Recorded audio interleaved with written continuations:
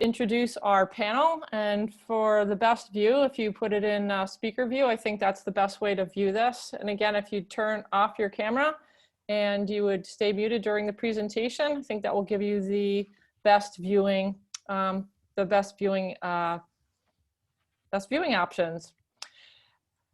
As I said, I'm Kathy Fodor. I'm the Associate Athletic Director here at SUNY Delhi. And tonight's presentation is sponsored by the North Athletic Conference and the NCAA Grants Program. During the presentation, again, if you could remain muted and turn off your camera, that would allow us to have the best viewing options. I'd like to begin by introducing our panel for this evening. Our moderator this evening is going to be Aiden McRoberts. Aiden is the women's basketball coach here at SUNY Delhi, and he serves as the coordinator for our student athlete wellness programming. Before Aiden begins and takes over, just a little bit more about our presenters here this evening. First, we have Jackie Bailey. Jackie Bailey is a SUNY Delhi grad, class of 2013. Jackie was a member of the 2 winningest programs in Bronco volleyball history. Jackie was selected to 3rd team all-region 3 years, and then the Coaches Award in 2009 in the Mountain Valley Conference, and was a co-player of the year. Graduating from SUNY Delhi with a bachelor's degree in travel and tourism, she currently works the product line cycle coach and merchandising team lead for Nike. So welcome to Jackie Bailey. Shanay Bradley. Shanay Bradley is a class of 2010 and competed as a forward for the Broncos women's basketball team from 2008 to 2010. She continued her career at SUNY New Paltz from 2010 to 2012. She's currently been inducted as a member of the SUNY Delhi Hall of Fame. And Shanay now is a director of the Fellowship of Christin Athletes in Syracuse, New York, which focuses on the development of faith in athletics. And our final presenter is Kyra Carter, our only non-Bronco of the evening. Kyra Carter began her college playing career in Oakland, at Oakland University, an NCAA Division I program, before transferring to Wabash College, where she earned all region and all conference honors. Kyra wrapped up her collegiate career at Coastal Carolina, and Kyra went on to play overseas before returning to the States in 2013 to start her career as a collegiate coach. She now is the head coach of women's basketball at Missouri S&T, and was named to the Women's Basketball Coaches Association 30 under 30 list. Thank you all for being here tonight, and it's time to turn things over to Aiden. Aiden, take it away. Thanks. Like Kathy said, thanks for being here tonight. Really appreciate your time.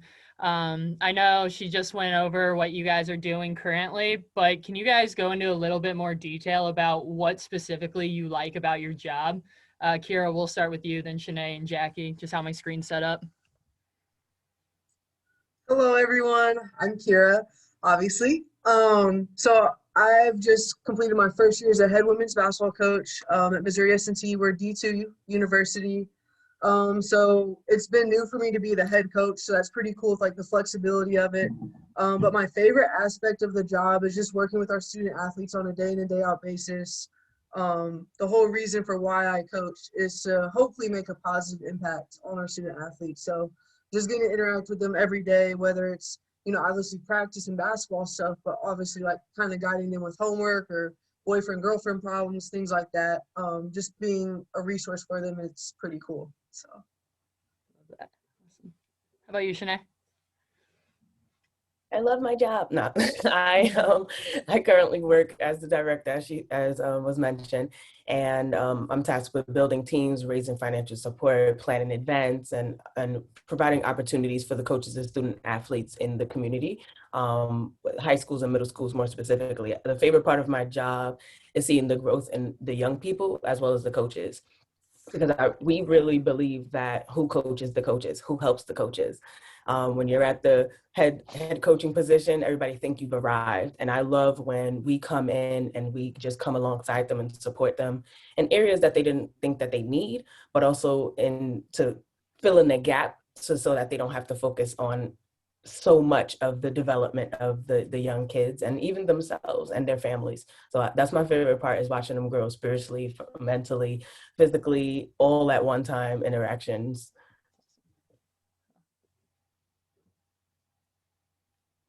So I am Jackie. I'm the product lifecycle coach at Nike. So I manage product presentation and merchandising and styling in the factory store side of the business. And just anything to do with storytelling or selling strategies is really what I'm responsible for. I've been with the company for 7 years. So right after graduating Delhi, I stepped into just an associate role at a Nike factory store and was able to grow with the business. Kind of going into every single step of management and then absolutely able to get a corporate role. My favorite part is absolutely seeing growth and talent from our entry-level associates. So kind of seeing myself in we call them athletes, but our associates who are trying to become leaders in the store side of the business, and just their dreams of either being a store manager or being a corporate partner. Seeing them grow is definitely my most fulfilling part of my job. So definitely similar to Kyra and Shanay for sure. Yeah, I love that all three of you guys incorporated just helping other people. That's a huge part of a coach's job. So that's awesome. Jackie, I want to go back to you though. When you said you started as an associate and you stayed with the company, can you tell us a little bit about the resilience that took and the motivation that you had to stir up? Because that couldn't have been easy. For sure. I absolutely had no idea I was going to start working retail. And that was not my goal. I obviously got a degree in travel and tourism. And instead of jumping into the hotel side, I was able to kind of take my knowledge of sports and the product that I use on a day-to-day into my career. And that's why I applied for Nike. I had leaders and mentors and just people in general that were able to see the potential in me and kind of foster that and kind of drive me to stay with the company. I had no idea that I'd end up being here for 7 years. It was definitely going to be a 6-month type of thing. So having leaders and mentors that kind of set the tone and was able to show me that this could be a career was definitely, I think, a deciding factor, and the fact that I've been here for so long. Right. That's awesome that you were willing to stick out longer than 6 months and you just kind of fell in love with it. That's a really cool story how you got into it. Shanay, you're clearly a very ambitious individual who has a lot on her plate all the time. How do you deal with your time management? Is there any tips that could help out? Yeah, and thinking about that, sometimes I don't know if I'm doing it well, but I do have a few habits that I've tried to implement into my life. And as a person of faith, a habit of praying before I do something and or during, so that my either nerves or my trust could activate more than my desire to try to save the world one moment at a time. I've created habits of just accepting help when is offered, right? I don't want to be everything to everybody, and I don't want to be all things to a situation. So accepting help surely helps me stay focused and keep my head above water. I got into the habit of being real with myself and seeking out support so that I can have a better community that is going to call me out and call me up. I really love that people have been in my life, starting from when I was young and certainly in Delhi and then exiting and going to New Paltz. It has been because of people that I was able to get to where I need to get to. But I most importantly just check in internally to find out what I need so that I can stay the course and ask for help along the journey while I'm doing the task that I need. But I'm not necessarily always good at that, but I've been practicing that a lot more so that I can make sense of all the things that I'm doing. Right. Asking for help is definitely challenging. I like, there's a saying that goes, perspective taking is a crucial part of grit. And obviously where you've been so far, you've had to definitely look internally to get there. So that's awesome, awesome, awesome. Kyra, 30 under 30. Tell us a little bit about, tell us a little bit about how your college experience helped you get to that 30 under 30 list, because that's a big deal. Well, thank you. I think you use a great word when talking about Jackie and like kind of her path, like resilience. And persistence is another one. I think just, I don't know, I've kind of always known that I wanted to play basketball and be in basketball. So just knowing what I wanted to do early on was kind of a blessing in itself, because not everyone knows that, and there's not anything wrong if you don't know what you want to do. If you end up working at Nike and then just accidentally climbing the ladder, that's okay too. But I think I was lucky to know what I wanted to do. And then kind of along with what Shanay's saying about having good people in your corner, I've just had a great path of mentors and leaders in front of me. So like I coached at my junior college for 2 years under the coach that I played for. So like he kind of opened up that door for me. And coaching JUCO is one of the best things I could have ever done, because you're recruiting high schoolers, you're recruiting kids from other colleges, you're helping your kids get to other four-year schools, be it NAI, D2, D1, D3, whatever it is. And so you're interacting with people all the time. And I think a big thing for me has been networking. And doing little things. I think you can do this for everybody, any career field. Like write thank you notes to people. Like a handwritten note will go a long way. Saying thank you. Being grateful for opportunities that you have. I want to tell just like one little quick story real quick. So my first job was a D3 up in Maine, Thomas College. Some of you guys may have heard of them.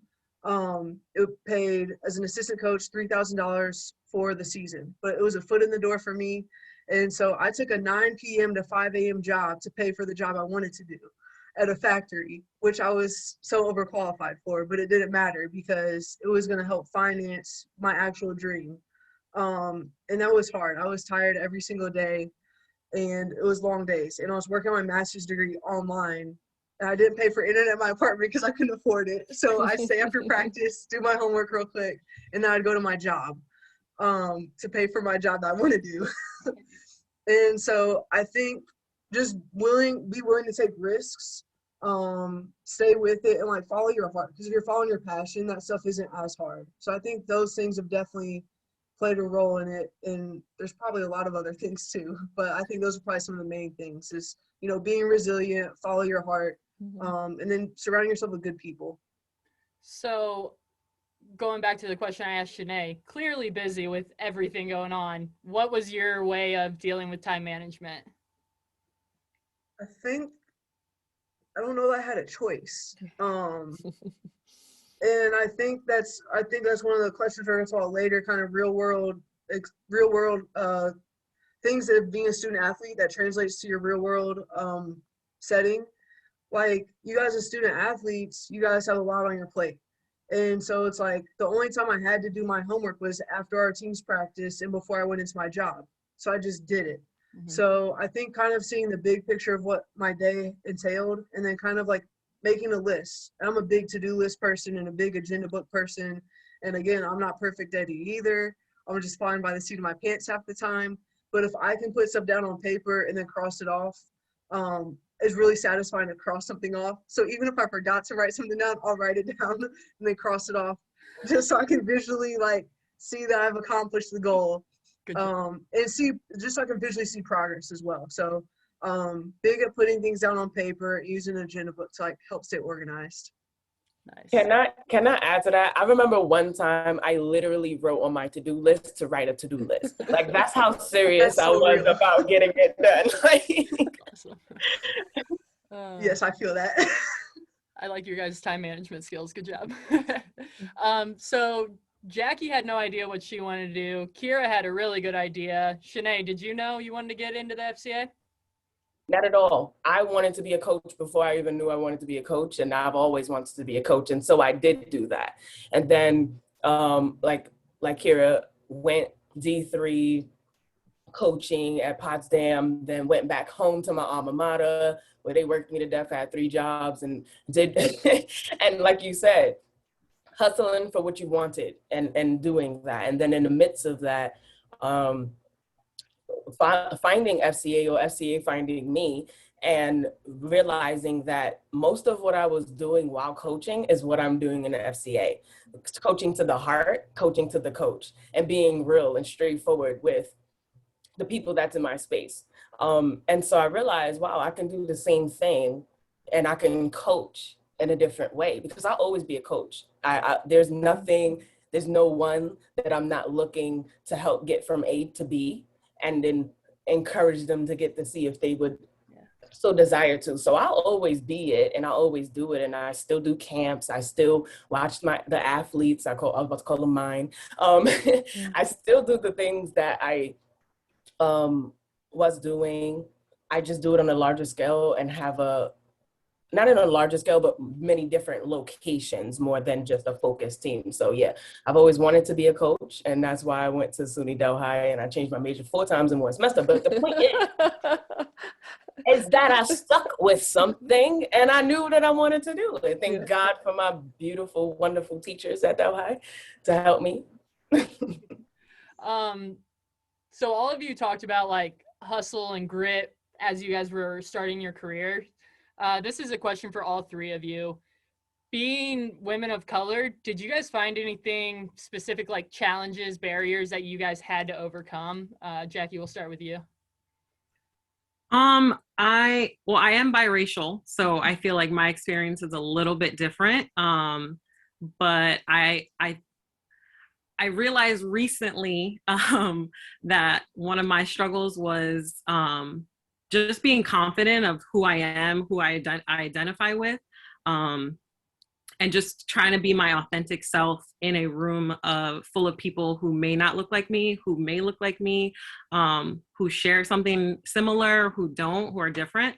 I didn't know earlier in my career that I was kind of in my shell just because, uncomfortable or unfamiliar spaces. I think that would probably be my only barrier that I would look back and just say, like, I really wish that I would have either spoke up or felt more confident in those meetings. I've been in rooms of people who don't look anything like me and who are speaking or talking about something that I have a lot of knowledge of, but because I don't feel confident, I didn't speak up. But that's something that I recognized recently, and definitely try to work towards, and just kind of make sure that that's not something that I kind of go back to. Do you take particular steps in order to build that confidence? Yeah, I think looking for just women in general, women of color who I can see. I think something that we do now in society is we're helping and encouraging people who don't look the same or who aren't the societal standard of beauty or success. Like we're seeing so much different, different ways of how people look or how people act with social media and just in general. I would just definitely encourage anyone to just reach out to anybody who looks like you or who may do something that you want to do. So if you see it, you can essentially become it. So that's something that I do. I definitely reached out to a lot of people who work at Nike who do identify, whether it's biracial or a woman of color, just to kind of talk to and kind of gauge how they navigated through that. And just sharing the story, like just what we're doing right now, gives me so much more confidence, and knowing that how similar our stories are and our backgrounds and our experiences. It's definitely a confidence booster, I think. Yeah, that's awesome. That was a great answer. Okay. All right, Shanay, how about you? Barriers, challenges? I was going to throw it to Kyra. I think that there's probably some barriers and challenges that were known and unknown, but also becoming known, not in the later years of my life, but also just some experiences that I've had younger. I remember going to Morrisville and being called out, and that was the first time I realized I was a woman of color or a child of color, and more specifically, and it still bothers me to this day, but that was the first time I've ever been called out of my name because of my skin color, not because of my character or of anything that I've done. Just simply getting out of the car and being seen was really horrific and horrible. How old were you? So I was actually in Delhi, and I went to Morrisville to visit. So it was either my first year or my second year. and went up there and went to the gas station, and this man was just like saying things that was just not, I was so confused. But nevertheless, so the challenge of knowing that in certain areas of this world, being from New York City, being from the Bronx, where there's a melting pot of people, all shapes, sizes, and weirdness, and then going into a space where they only see what is presented on a TV or in a room or whatever, and then that being put on me, that was challenging. It was challenging having one of my teammates' parents be racist, and I was just like, you think I care? You gonna love me? And and they do, and they have, and you know, I won't mention, but I'm still very part of their family, but they had to deal with their truth. And so there's probably barriers that I don't know that exist, but that I'm even learning that does exist. Like, oh, do you know how that person didn't say this, or there was belittling nature or comments? And I was just like, oh yeah, that's true. That would have never happened to my counterpart. Or the fact that you want to touch my hair. Would you ever do that to somebody who doesn't look like you? Yeah. No. Yeah. So don't do that, because I'm not a petting zoo. Yeah. And so so there's some barriers in terms of how I wear my hair, how I dress my body, how loud do I speak, how expressive do I be? So there's a barriers in all of those things, because again, I was, and more times than not, am the only one in the room that looks like me, including in my organization right now, including when I was a coach for 4 years in the State University of New York. So I've always been the only one. But at the end of the day, the barrier for me and how I get through that and how I try to survive is for me to first be a Christian first, but secondly, to understand that your issues can't be necessarily my burden. Yeah. You're gonna have to deal with me whether you like it or not. And if I'm supposed to be in the room, I'm gonna be in the room. And that's just the confidence that I have. And I'm still trying to figure it out. I'm still trying to figure out how to use my voice better and more authentically. But at the end of the day, you know, I think that I've been given opportunities because I was the only Black person. And I've also been limited because I was the Black person. So. Yeah, good. I like your perspective on both sides. That's really cool how you just look internally, and that's awesome. All right, Kyra, being from Indiana, what's your story? Mine's just different because like people see me and I get asked all the time, what are you? I'm like, I'm a person. Like, because they don't know what my ethnicity is. And so I'm Chinese, Korean, and a mix of whatever white things go into white people. And so different European, Irish, whatever, you know. And so my mother's maiden name is Chang. So people see Carter, that's maybe more of an American name. And I remember being at YMCA day camp playing basketball, and someone was like, what are you? I was like, well, I got Asian in me. They're like, well, Asian people can't play basketball. I'm like, well, I can. So that's been something like, you know, people trying to put you in a box of what you can or can't do, or maybe I'm not as good at math as maybe some Chinese people historically are. Why aren't you as good as math? It's like, that's just a different experience than maybe, Shanay, what you've experienced. And because it's harder to tell, maybe there's other times where like people just think I'm white, maybe get a different type of pass. Or in middle school, the janitors, the custodians are speaking to me in Spanish. I'm like, I'm sorry, not realizing they thought I was Hispanic. So yeah, so that's been interesting. Just, that's been eye-opening just because people are like ignorant. And I mean that in a way of they just don't know better. So I don't really get offended when they say, what are you? Even though that sounds very rude. You know, maybe a more polite way to be like, what's your ethnicity? Or, you know, what's your ethnic background? You know, something like that, I think would be maybe more appropriate. But like, I understand that everyone isn't familiar with everyone else's background. So me trying to be more empathetic to like maybe their experience or lack of experience with other people, and trying to help them along through that conversation, maybe on like how you can better talk about it, ask about it. And my family is kind of, my grandfather, he's an immigrant or his parents are immigrants, and they came over to Hawaii, and then he was in the Army and ended up in Indiana. So, he became very patriotic from the jump. And so like people are like, well, do you know Chinese or Mandarin? I'm like, I don't. And maybe I should like learn more about our culture. But there's other like kind of work values that have been instilled in my family because of his path and my mom's path and him being in a biracial marriage and things of that nature. So it's been a different perspective.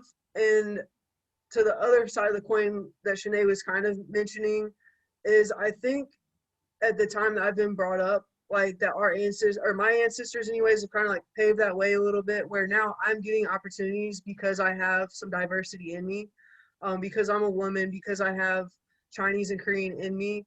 Now it's like, I'm a minority.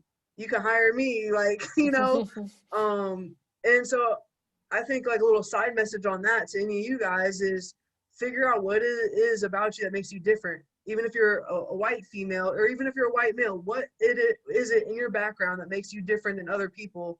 What is your diverse aspect that makes you different, to make you maybe more qualified for the position you're trying to be in? And so there's always an opportunity in our backgrounds, but like we have to look at ourselves and figure out what that is. It's America. Like we all got some different stuff in us, so. I've never heard that. I like that. Figure out what's different about you. I really like that. But going off your last point, it's America. We're all different. So how do you guys take your backgrounds and try to involve everybody, inclusive? Shanay, let's go with you.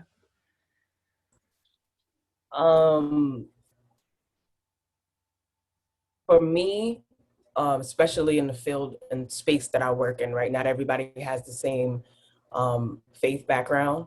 Not everybody has the same ideology. Not everybody has the same the look or anything, right? And because of that, I have to look at myself and think, what would somebody want as a basic human being? And that is to be seen, loved, listened to, heard, and to have a safe space to be themselves, right? And loved on. And create a common ground, right? Being in athletics is perfect opportunity. Everybody wants the ball, everybody wants to be on the field, everybody wants to swim or whatever.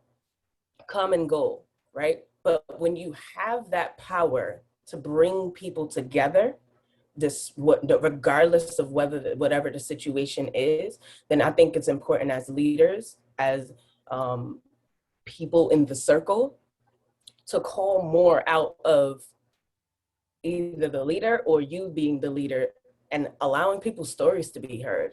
Hey, what do you like to do when you're not here? What I did in Potsdam a lot was we used to have real talk all the time. And they would go through like questions about themselves. And we found out one of our players was a black belt. We found out the hardest thing that somebody ever been through was the fact that they lost something. Like, because you get to know a lot about the person, but because you're asking them to do something, but you don't know the person that you're asking to do the thing. Mm-hmm. And they didn't realize she was a black belt. I was like, how this is your best friend and you didn't know she was a black belt?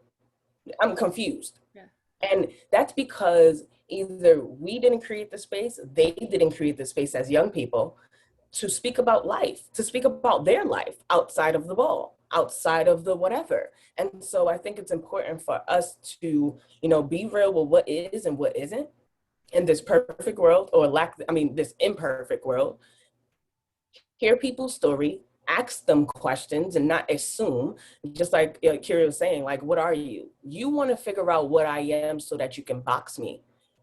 And even me as a basketball coach, or in my history of basketball coaching and playing, you still can't box me in. And the world will. Oh, so you're going to continue to be a coach? No, I'm going to go do this. And so I think it's really important for us to not allow people to box us in. But again, athletically and in group settings, socially, it's important to see the person. Hey, I see that you like doing that. Is there any connection or why. You know, the whole thing 2-year-olds and 3-year-olds do. Why? We need to never stop asking what and how can I be in your life and see you thoroughly and clearly as the person that you are, simply. Awesome answer. I'm gonna go off that with Jackie or Kyra. So going back to being boxed in as, you know, college athletes, that's a huge identity of yourself at that time. So after the final buzzer, how did you guys deal with that? Kyra? I think I had more peace of mind with it because I was still in the sport. And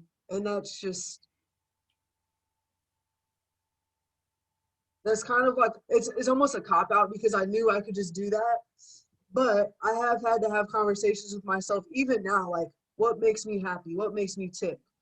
And I am a Christian, so that's something that I fall back to every time. It's like, my job, my understanding, my purpose is to serve God, and my way of serving purpose through my passion, which is basketball.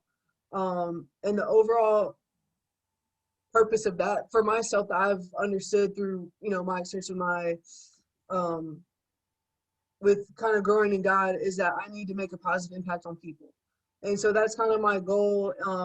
And that's what brings me joy and happiness. So trying to kind of fall back to that. And it's really easy to get caught up in wins and losses and salaries and positions and titles. And we're competitive people as athletes. So it's super easy for us to be like, how much money am I going to make? What position? What's my title? How can I grow? How can I grow? And that's another thing, my journey is like trying to be present. And I think being present is a big way also to like kind of, if you're present with where you are at that time and like soul search, like who are you? Like ask yourself, who are you? And maybe you don't know who you are, and that's okay. Like go through that path and figure out who you are. And if you're a religious person, pray to God, pray to your God, whoever it is that you look to as spiritual guidance. If you're not, consult your family and friends. If you learn your inner circle, kind of ask them for help. It's okay to ask for help. Like, confidence people, your parents or siblings or whoever is your close and like, hey, what do you see in me? And maybe that can kind of help you find out who you are. It's not easy. It's hard. That's a hard question right there. Mindfulness definitely takes time and effort for sure, but it helps a lot. So Jackie, they both touched on mindfulness. Would you say that helped you shed your playing identity into your professional? Yeah, it just took a very long time.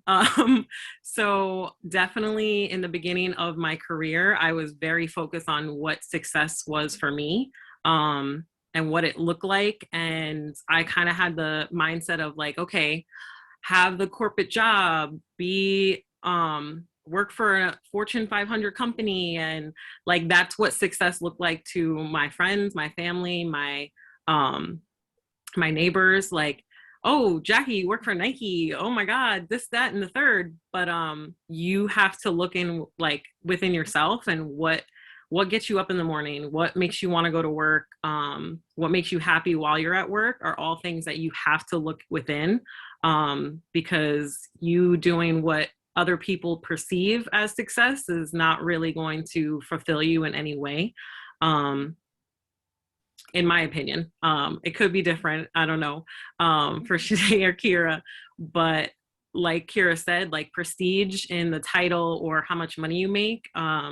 I know people who make above 6 figures, who wake up and aren't really excited to go to work.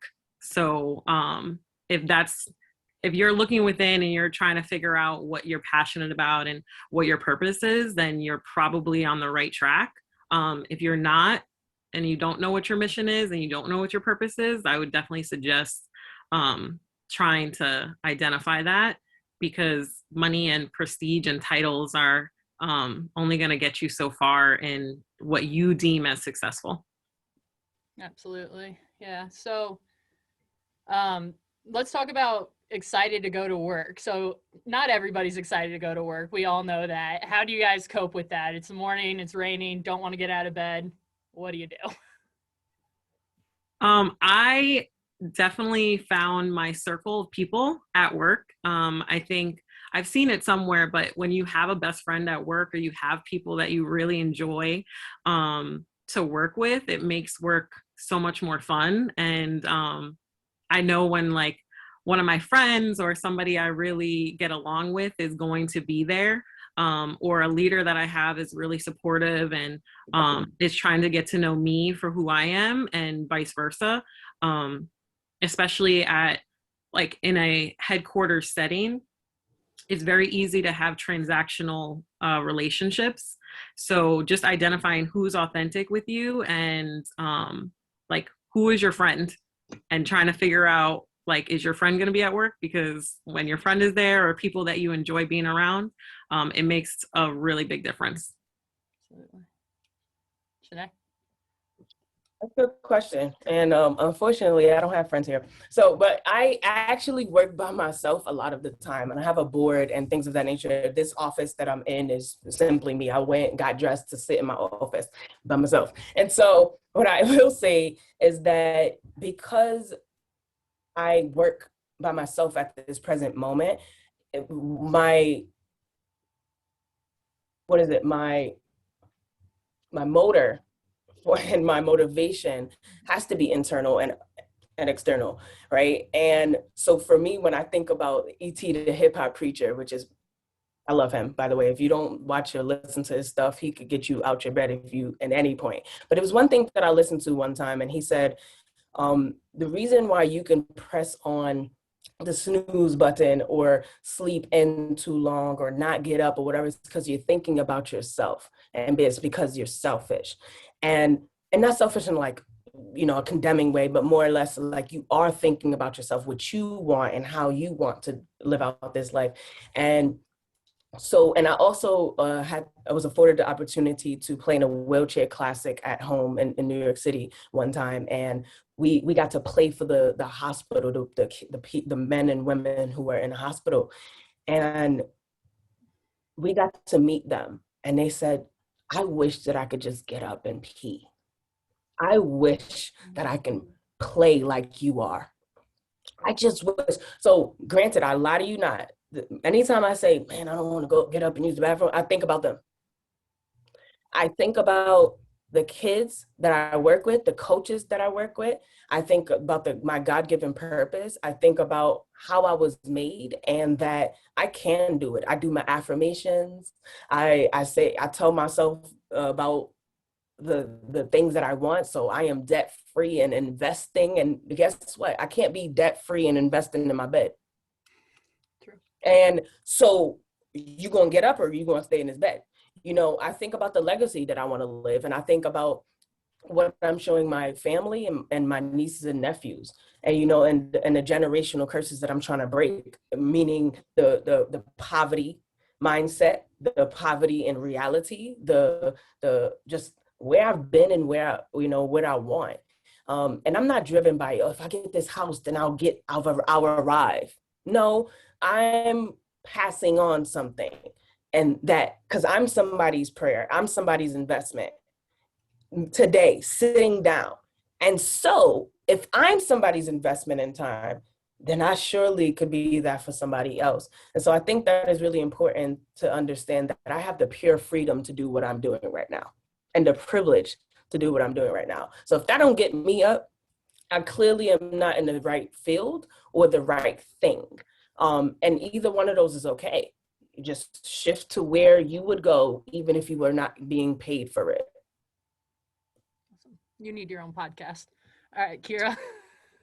Yeah, that's a good answer to have to follow there. You know, great perspective and insight, and that's admirable. Like seriously. For me, I'm a routine person. You know, kind of back to my little agenda book. But so every morning I get up and work out. And sometimes I don't feel like getting up and working out, but I go do it.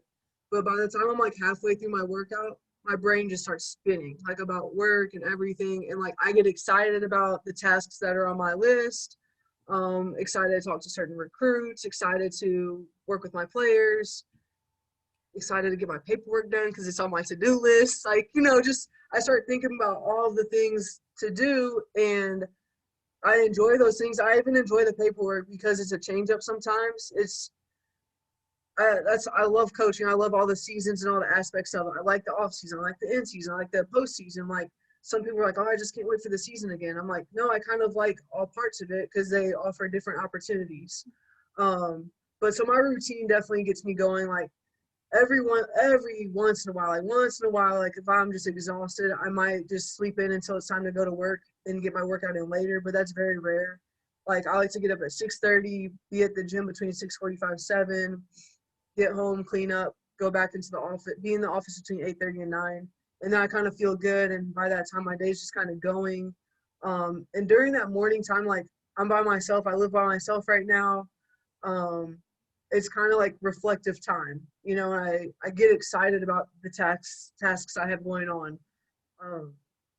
Shanay's like really superhero mode. I don't quite get to superhero mode, but I do get going just by my morning routine though.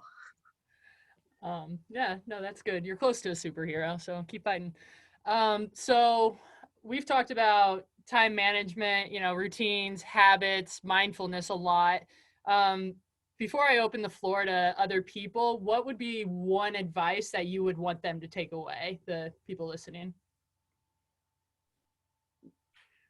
I'm definitely going to say a little bit about what Shanay touched on, that financial literacy part, for people who come from either the Black community or just communities or homes that really haven't talked about finances or money or things like that. I definitely would recommend trying to figure out what that looks like for you in college, in your early career. I definitely look back and I wish I knew what I earned, what I spent, what I'm saving. I'm glad I realized that recently, the last 3 years, but I would definitely recommend, if you get anything from this, is try to figure out your finances, and whether you're doing your 9 p.m. to 5 a.m. like Kyra, what does that look like for you? And how are you going to, figure out your overall expenses? Nice. What about you, Shanay? I second Jackie. Yeah, but it's really important. I'm, later on in my life, I'm starting to realize the power of finances, and we know that that's the currency for a lot of things besides the exchange. But when I was thinking about this question, I thought about the foundation not only of my life but integrity. I say practice integrity. Without it, it would be really hard to have joy and success. And success meaning, being able to do what your purpose to do, the task that you want to do, and being able to lay in your bed knowing that you did people right and you did yourself right. Right. And so it's really important because people will use you, but they won't value you if you don't have integrity. Right. And I know a bunch of those people, like you said, trying to climb the corporate ladder or the coaching ladder, and they're crabbing in the barrel, and they're hurting other people to do it. And so if there's one thing that I would say is to have integrity, learn really what that means, and live that out. Because if you have integrity, people will trust you, you will have access, you will have opportunities, and you can see the end of the world because people will trust you. And if nobody trusts you, they'll use you and throw you out. So that's what I would give you. No, you're absolutely correct. Again, great answer. So we got finances, integrity. How about you, Kyra? All right. Have a growth mindset. And so that, if you're not familiar with that term, look up growth mindset and look up fixed mindset. If you understand that, I think that'll change your world. And then along with growth mindset, comes gratitude. And so, with Aiden, Shanay, Jackie, not knowing you guys, I know Aiden for a while, but not knowing the other two people on here, just by how you guys are talking, you guys have growth mindsets. And so, you guys haven't really heard all of our stories and backgrounds and known our adversities that we've overcome and things of that nature. So it might sound easy right now sitting here, but I guarantee you that all three of them have overcome crazy stories. I just know it. But their mindset is built different. Instead of getting knocked down, and there might have been times we've been knocked down, they've found ways to overcome it, and to grow from it, and to find the positives in every situation. There's so many stories that can come out of that. But like, you could be, we all did COVID this year. Okay, everyone experienced that this year. And so there's so many problems. We got mental health issues. You guys can't play your sport that you want to. There's many constraints with it. So having a growth mindset is you finding the opportunities within those things. And there's going to be days you don't feel good, and it's okay to kind of take some of those days, as long as more of your days are positive than not. Maybe some of your opportunities were to spend more time with your family, or to work on something that you haven't gotten to work on. Or maybe you did need a break. Maybe you needed a break from being a student athlete. Maybe you needed a rest. That's still an opportunity that you had. So find an opportunity in everything that you're doing, and then be grateful for those things. COVID sucks. COVID took people out of this world that I knew, that hurts. But that also brought gratitude too. Like, I'm thankful for the ability to get up and use the restroom every day. I'm thankful for my health. I'm thankful for the ability to get up and go work out.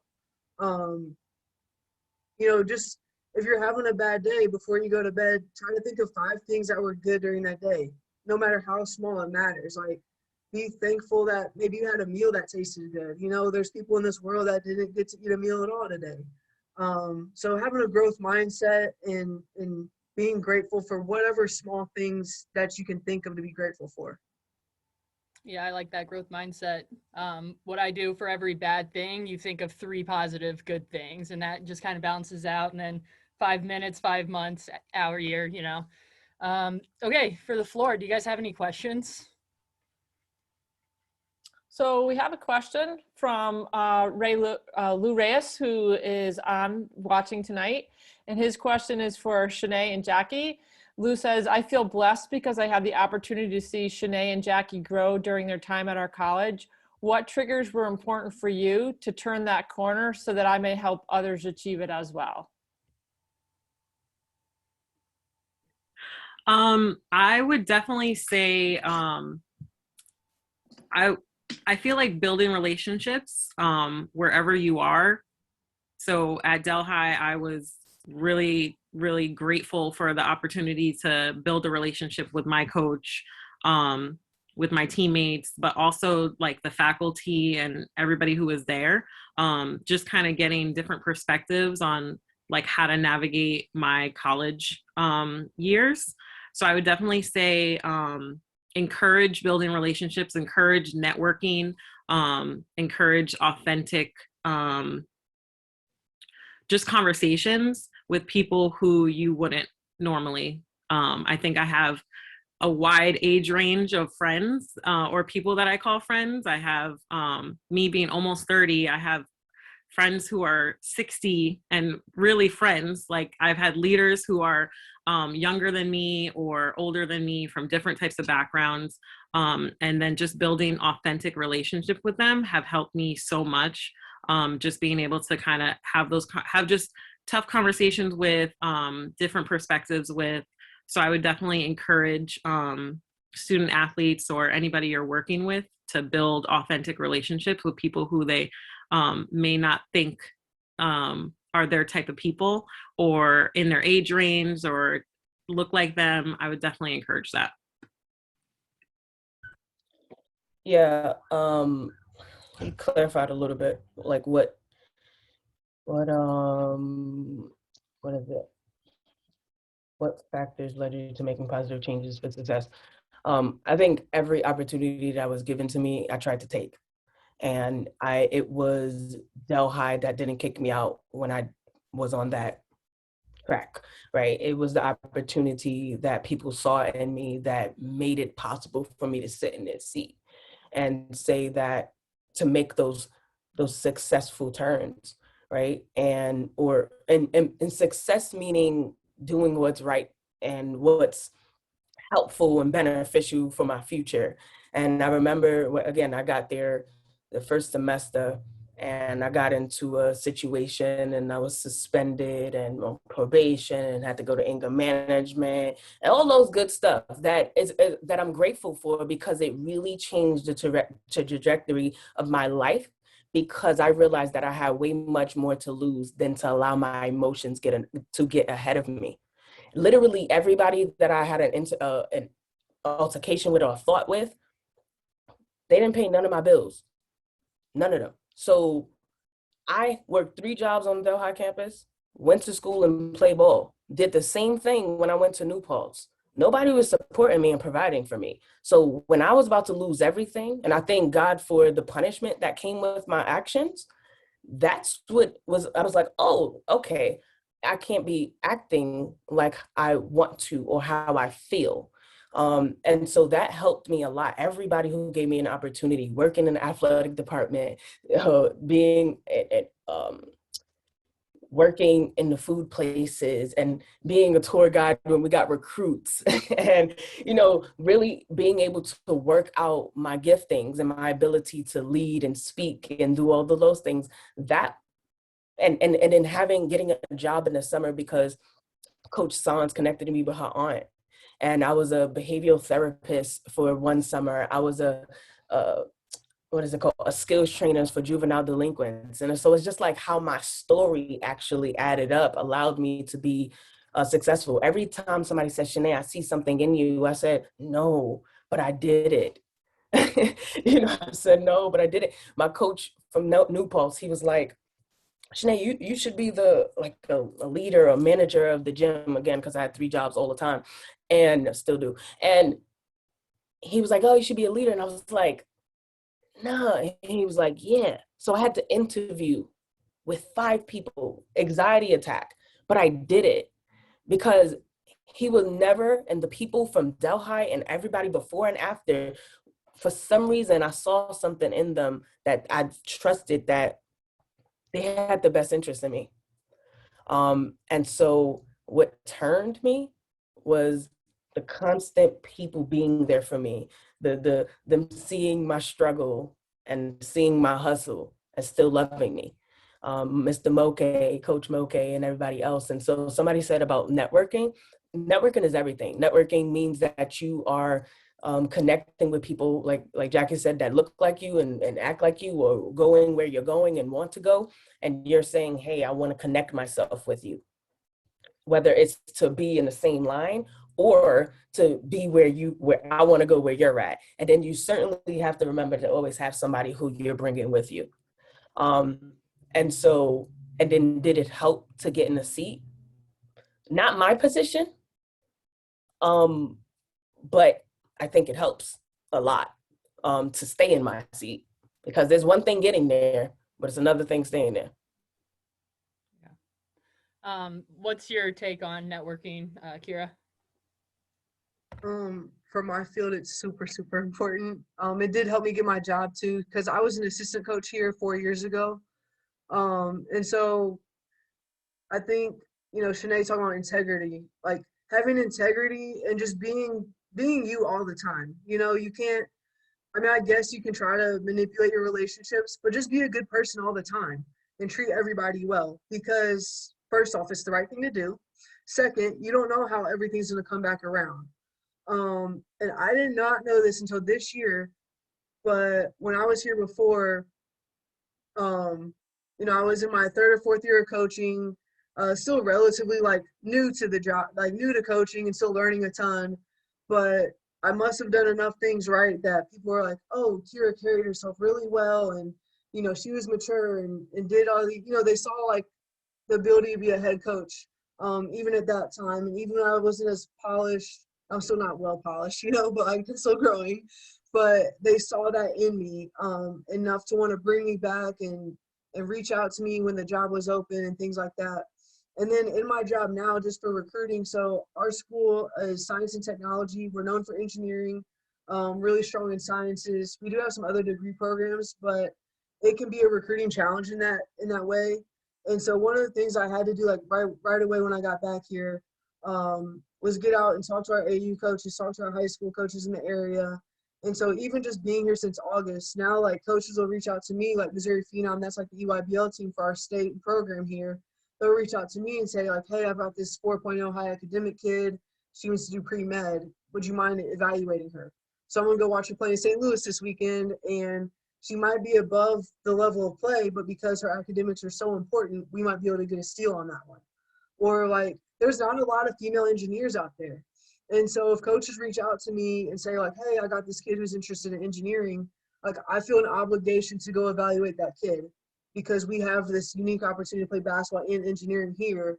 And especially if they're a woman of color, because we did a whole systemic racism deal and there's no Black engineers out there or female Black engineers.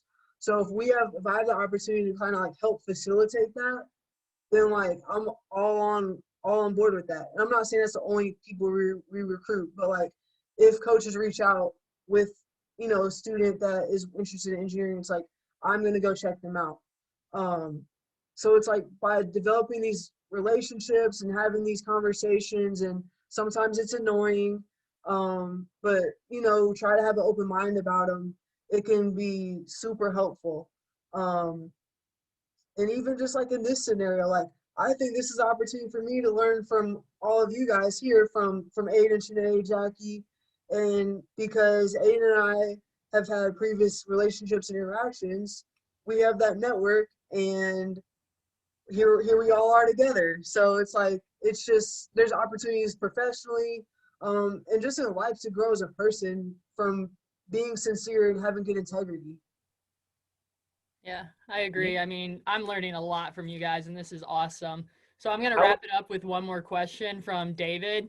What is one positive thing that you've taken away from this past year? Kyra, go ahead. Sorry. It gave me a chance, like from a professional standpoint, to grow my network, because I was on Zooms like this once, twice a week, all last year. Also just with more time to, you know, we couldn't be out recruiting, we couldn't have our kids on campus, so I was able to kind of put my professional thoughts on the paper and put into a portfolio and almost kind of prepare for this head coaching role. I was preparing for it and I didn't know it was there yet.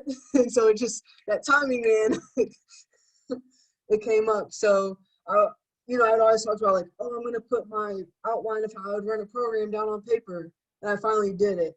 So just doing some little things like that I've been wanting to do, reading some things. So I was able to maximize like professional development. And then I became like really close friends with people who I was just, you know, maybe not as close with before. And some professional relationships turned to more genuine friendships. All right, Shanay. What are the silver linings that you've experienced? Me being a busy bee, it was actually pretty great to be forced to sit down and still find a way to be busy. But I you know, we spoke about mental health and being able to really just sit with myself and finally heal and deal with some things during the pandemic has been the biggest blessing ever. And I'm much better because of it. I think that I got so busy with life and trying to keep up with it that I never got to see how wounded I really was from my upbringing, from the situations that I'm in currently, you know, the state of the world or any of those things. It has been a blessing to be able to, like, again, prepare for what I didn't even know I was about to do, whether it was this conversation or many other conversations that I had that I promised you I would have probably said no if I was not in the space that I was at, and have had the opportunity to heal and deal because of the pandemic. So I'm grateful, again, working to be, thank God, let's be honest, thank God for that 0% on them debts, on them student loans. Listen, okay? I'm very thankful for that, because if not, I would have been paying way more in my student loan debt. So hallelujah for that. Okay. So that's my silver lining too. Financial. Yeah, I'd have to agree with both. Just to pause to be able to think about myself, think about where I am and where I'm going with my career. And then just take the time to do things that I wasn't going to do. I started listening to podcasts. I started reading more. Like before this year, I don't think I sat down to read anything that wasn't work related or development related. So just having the time to sit down, reflect, even meditate, like using apps like Headspace and Shine, like they're absolutely so beneficial. And I know for a fact I would have never done any of this if we didn't have that pause and just kind of like time for ourselves.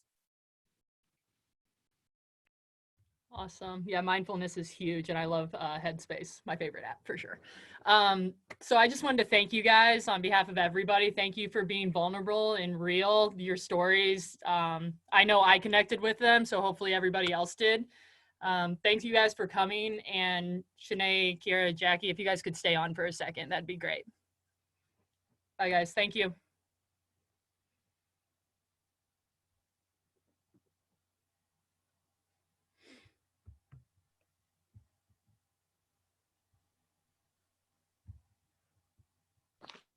Bye, guys. Bye, Ryan. Thanks for coming.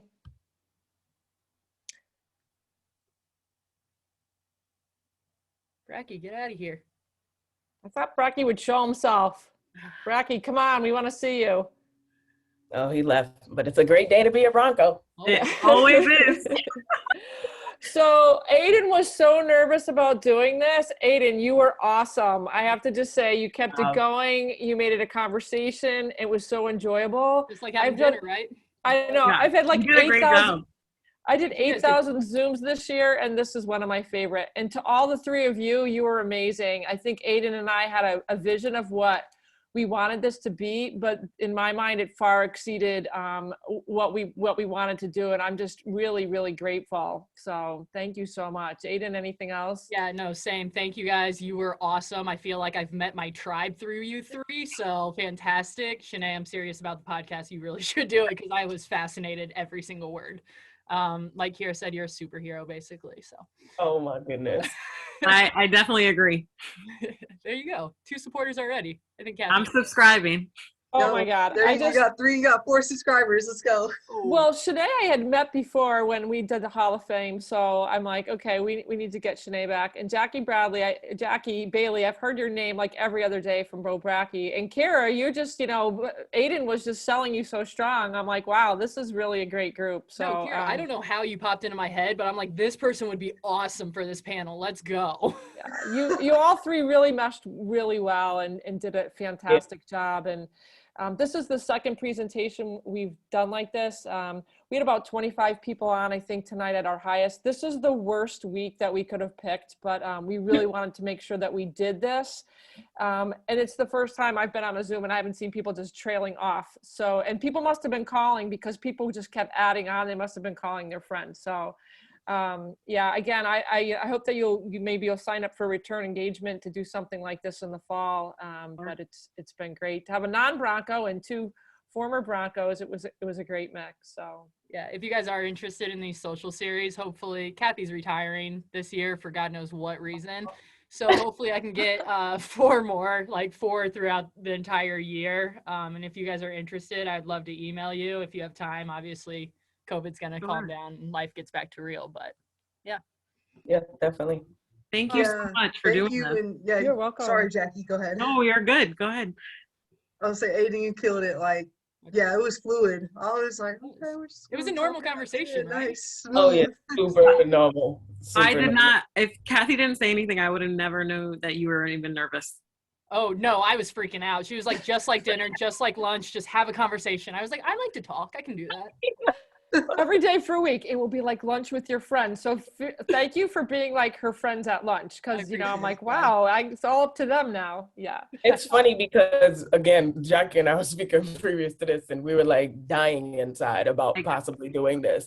And no matter how many times I'm asked to speak, I still never know what might come out my mouth. But also, secondly, that I don't know like what we have to offer necessarily, and then to realize that we do have plenty to offer. And so thank y'all for pursuing, especially to Kathy. She was like, hello. Yeah, I wasn't giving up. Like I was hopeful I just didn't have to get Aiden in a car. We're going to have to drive to Syracuse. I was about to fly wherever you were. I was about to find you and get this approved. I was like, I'm off the grid. Yeah. She's like, okay, when are you coming back? I was like, I sent her an email. Shanae's like, I'm boarding a flight, blah, blah, blah. I said it to Kathy. I was like, bye. Yeah.